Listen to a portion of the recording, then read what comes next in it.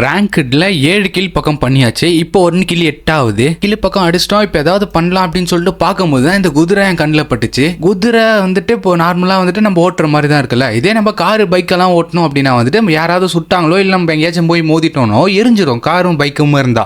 அது குதிரை என்ன ஆகும் அப்படின்ற மாதிரி ஒரு யோசனை வந்துச்சு. அதுவும் இல்லாமல் இதுக்கு ஹெல்த் அப்படின்னு சொல்லிட்டு சைடில் ஒன்று கொடுக்குறானுங்க. அது வந்து நம்ம எங்காவது தூரமாக வந்து மேலே இருந்து குச்சோம் அப்படின்னா வந்து கம்மியாகுது. அது மாதிரி நான் ஒரு 3-4 வாட்டி குதிச்சு பார்த்தேன். நம்ம தூரத்துலேருந்து குதிக்க அது ஹெல்த் கம்மியாகிட்டு தான் இருக்கு. அது மாதிரி லாஸ்ட் டைம் ஒரு வாட்டி குதிக்கும் போது அந்த குதிரை என்ன தானே இறக்கி விட்டுட்டு அது பாட்டுன்னு மறைஞ்சு போயிடுச்சு. சரி ஓகே, காரு பைக்கா இருந்தா எரிஞ்சு போகுது, இதா இருந்தா மறைஞ்சு போகுது அப்படின்ற மாதிரி சொல்லிட்டு இந்த விஷயத்த உங்களுக்கும் தெரிய வைக்கணும் அப்படின்றதுக்காக தான் இந்த ஒரு வீடியோ. அதுவும் இல்லாம இப்போ ஒருத்தன் தான் அவனையுமே அடிச்சாச்சு. இந்த மேட்ச்லயும் நம்ம தான் போய் அடிச்சிருப்போம். அதுவும் இல்லாம லாஸ்டா போட்ட வீடியோல வந்துட்டு எல்லாருமே வந்துட்டு நீ வந்துட்டு பாட் அடிச்சு வீடியோ போடுற, இது ரேங்க்டு மேட்சே கிடையாது அப்படின்ற மாதிரிலாம் சொல்றீங்க. இது ரேங்க்டு மேட்ச் தான். அதுக்காக உங்களுக்கு வந்து லைவ்லயே வந்துட்டு கட் பண்ணாம வந்து காமிக்கிறேன். அதுவும் இல்லாம இந்த மேட்ச்லயே ஒரு நம்ம 10 கில் பக்கம் பண்ணி தான் பூயாவே பண்ணிருப்போம். 5 ஸ்ட்ரீக்குமே வச்சிருப்போம்.